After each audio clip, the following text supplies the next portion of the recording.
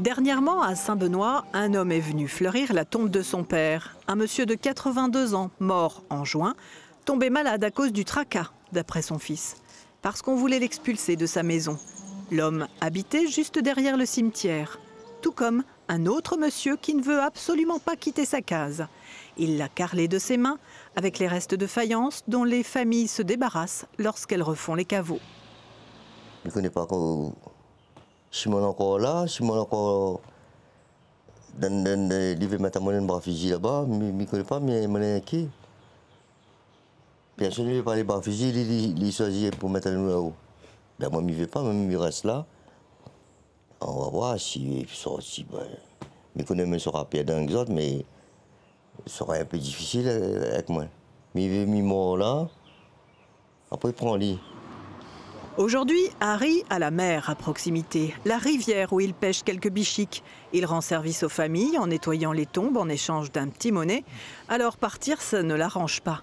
Il n'a pas de transport et ne se voit pas à 64 ans prendre le bus pour revenir œuvrer quotidiennement au cimetière. Pourtant, Harry devra quitter les lieux en 2025 pour permettre l'aménagement de nouvelles tombes. La mairie de Saint-Benoît, la ville de Saint-Benoît est soumise à un problème de place au niveau de ces cimetières.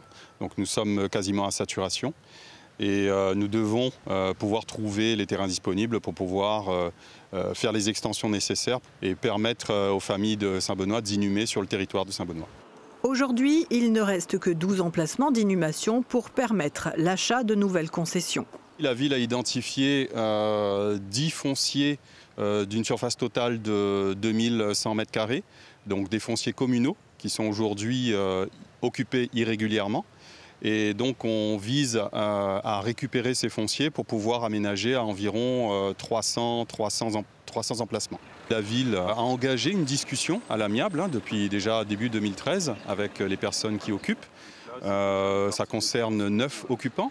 Donc aujourd'hui sur ces 9 occupants, 6 sont déjà relogés puisque la ville a associé le service habitat pour pouvoir trouver des logements décents pour ces personnes.